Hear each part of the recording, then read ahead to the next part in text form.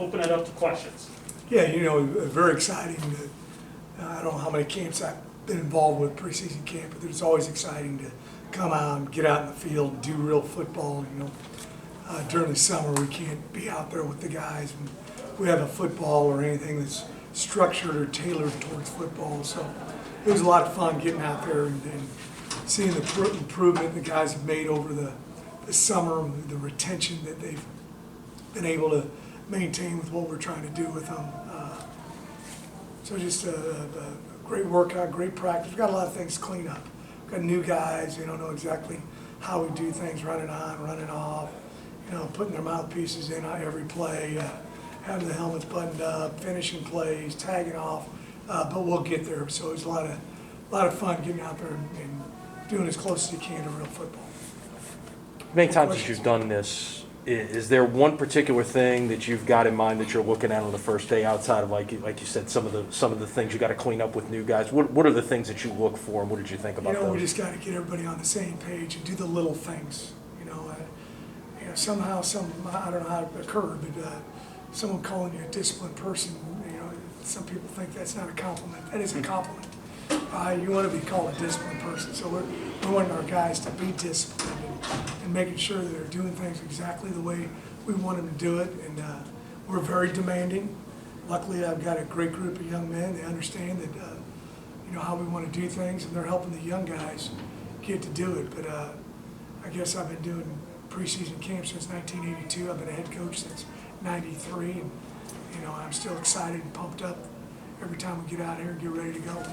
Coach, I know one of the themes with your teams is you like to treat every day the same, put in the same work, but when you talk about the depth and all the positive things you guys have with this team, is there any different sense in the feeling of starting this year because of the depth you have all over the roster? I think the guys understand that. We were really close last season to having a breakout year for Tulane, and we just know that we all got to get better, and it certainly helps you when you got a guy behind the first team guy who's almost as good or just as good, and you're going to be able to rotate reps and play them both and keep guys healthy. The more guys that are involved, the more enthusiasm, the better the team camaraderie is. So I'm excited about being able to play, I think, between 15, 20 guys on offense and 15 to 20 guys on defense, and then some guys that'll play in the kicking game exclusively, and guys that'll play in the kicking game and offensively, or kicking game and defensively. So, yeah, our depth is a strength for us, and it never has been since I've been here. A guy like Tajay, Coach, how encouraging is it to see him out here, full of energy, practicing, not fully, but practicing? He's practicing. He could go full right now. We're trying to do a good job these first 4 practices. They've come out with some studies, and 80% of soft tissue injuries occur in your first 4 practices. So we're doing everything we can. We didn't practice very long, an hour and 55 minutes. We rolled 3 groups in team and 7-on-7. We did a lot more goal line, red zone area to condense the field, and guys weren't doing 40, 50, 60-yard sprints. So we're just trying to do everything we can to keep guys healthy. Same thing with a guy like Tajay. We're kind of breaking him into it these first 4 practices.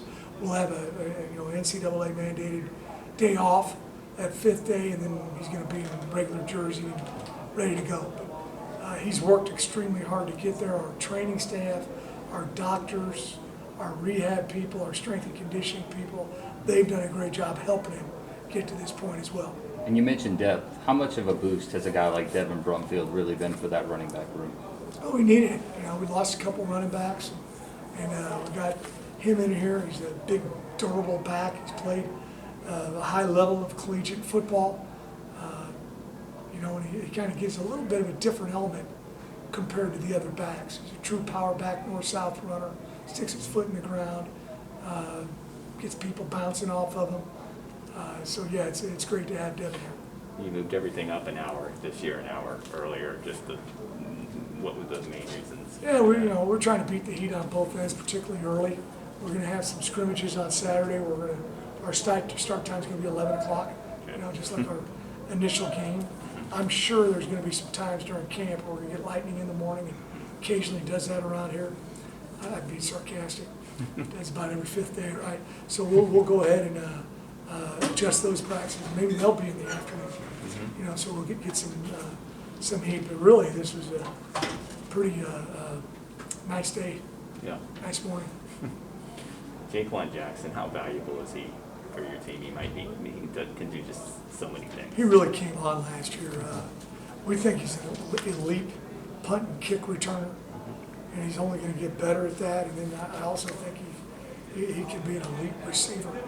And he's got great hands, runs super routes. He's fearless. He'll block also. So you know he's an excellent football player.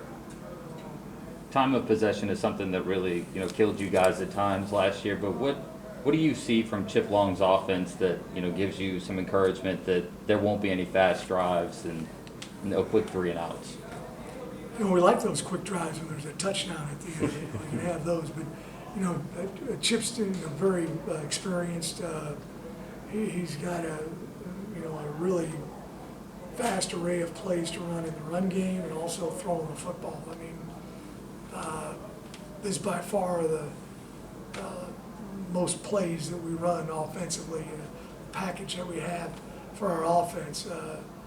And the guys have done a good job of digesting it, understanding what we want to get out of it. And you know, but you're right though. You want to be able to control the football. We got to get better at 4-minute offense. You know, we're running the ball. We're keeping the clock moving.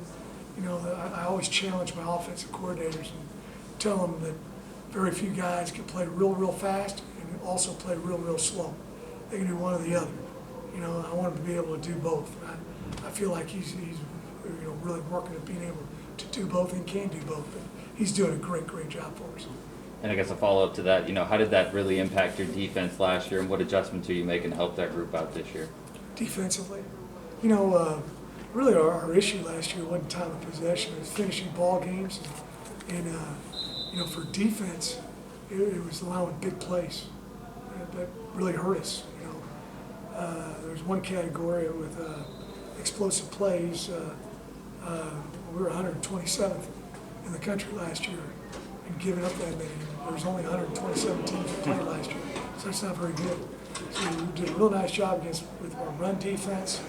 You know, we did a pretty good job with takeaways, but our Achilles heel was you know, giving up the big play, and we got to stay away from that, particularly on 3rd down and 4th down, money down situations. We got to limit those. We're going to give up some, but we got to limit that substantially. I think Coach Hampton and the defense has got a super plan, and we've worked on that all summer for that to be a strength of our team and not a weakness.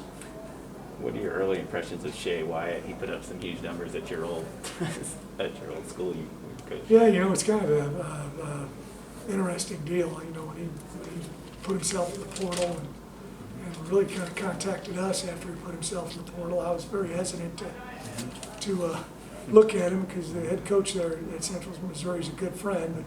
But he was leaving, and there had already been 4 or 5 coaches that had contacted him that day. But you know, Coach Svoboda could not say more great things about Shea. And I really wanted me to get him here even more. Unbelievable eye-hand coordination, great hands, runs great routes. There's always going to be a little bit of a learning curve. You know, that league that Central Missouri plays in is the best Division II league in the nation by far, in my opinion. I was in it for 13 years. So there will be an adjustment, but not as much as probably some people might think. Anything else? All right. Thank you, Coach. Thank you.